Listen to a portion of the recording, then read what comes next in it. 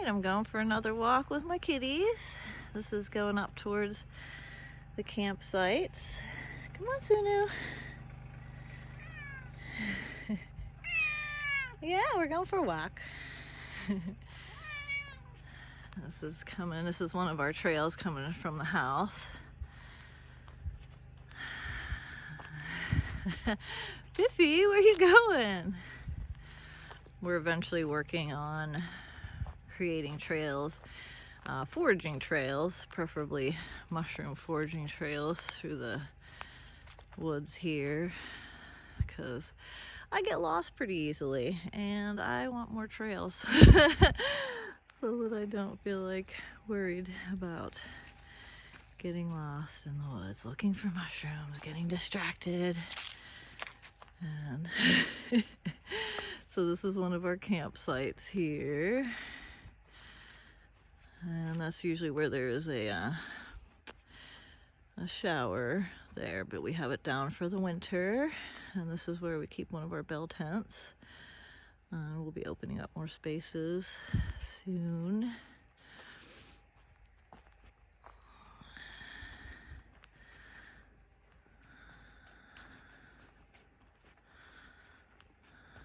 This is one of our cute little outhouses that Brian built. And it's just a bucket one, so we can move it around if need be.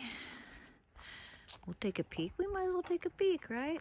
I don't know what happened here. These suddenly were off. I don't know how that happened, but there's our little outhouse. I want to like paint it and do something cute and decorate it and stuff eventually. So this is another gathering space of ours. And our friend John put these beautiful dead manzanita skeletons around it. And as the winter went off, they kind of fell apart, but when they're up, they're all standing up. They look like fire, and it's really beautiful. So this is a camping, gathering, ceremonial space here.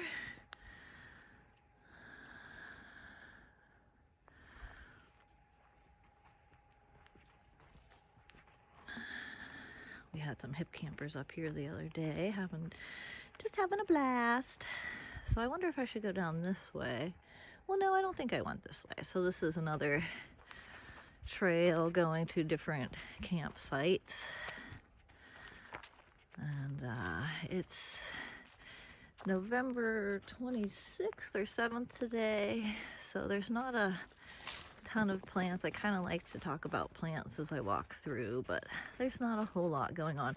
We do have truffles out here. We have tons of Doug firs. Most of this forest is monocropped Doug firs from logging, and what grows at the bottom of those is truffles, different Oregon truffles. And we actually have just a lot of different types of mushrooms that grow underground here, quite an array of them. And so as we were raking this trail, we found some truffles on accident, because we're very anti-raking to look for truffles, but we were just raking the trail and got lucky and found some truffles. And then I found some looking for little animal scratches. There's a nice little spot there.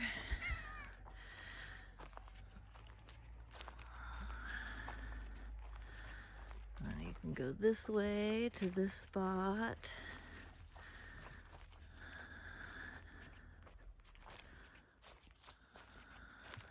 We have these huge sugar pine cones everywhere. They're really awesome. See how big they are. Huge. So this is another little spot here. And we'll be opening up more stuff. There's a lot of fuel. We're working on fire prevention and picking up all of this dead wood and fuel and using it in our gardens and using it to build with and stuff. And so we've been slowly clearing that all out, because there's actually a crazy amount of dead wood everywhere, and lots of trees kind of going sideways, because again, this isn't natural forest. This has been logged, and so there's just a ton of small trees that need thinned out, and you know, we need to care for this land because it's been, you know, raped and pillaged by loggers and miners, and now it needs our help. It has become unbalanced because of us, so now we have to come in and fix it and do some work here and help it come back into a homeostasis. There's a couple other little spots. This is around the back of the gathering space here. We've got oaks and madrones and manzanita, beautiful madrone trees that lose their bark and reveal this beautiful texture that looks like almost like human skin in a way, the softness of it, and it just doesn't look like a tree, that's for sure. It's beautiful. We have them all over. We're very blessed to have a lot of madrone here, and they actually get berries on them in February, so it's also a winter food that is amazing.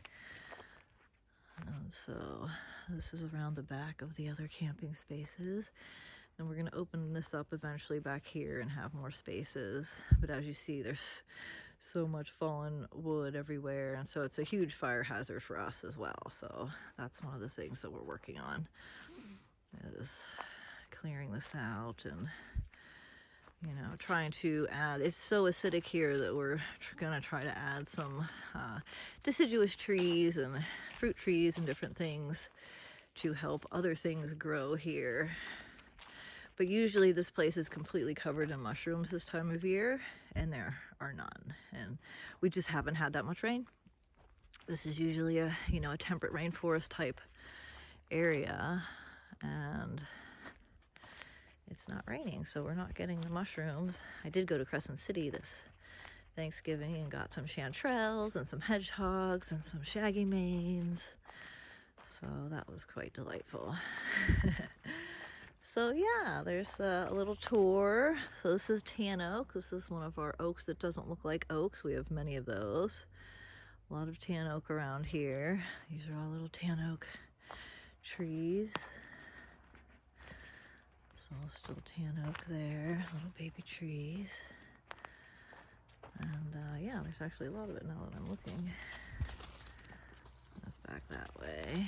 And then when we go this way, and I'm not going to record all the way through here, but you see all these bent trees. There's a lot of that because they're not getting enough sun, so we're trying to fix that. And so when we go this way, this leads to BLM land that goes on and on for quite a while, so there's plenty of area to hike and even, you know, wander around and camp on if someone wants to. It's everybody's land. So yeah, so there's a little tour of our little camping area, one of the many that we're starting to.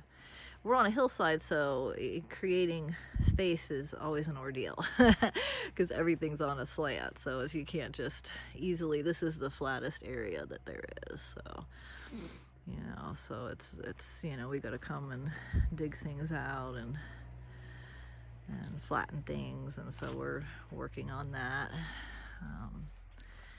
Yeah, so there's another little area back there, and I hear Brian with the tractor over there somewhere. Lots of madrones in this little area. Beautiful madrones up there. So there you go, Laughing Mountain camp spots, at least a little small part of it. Say bye, kitties.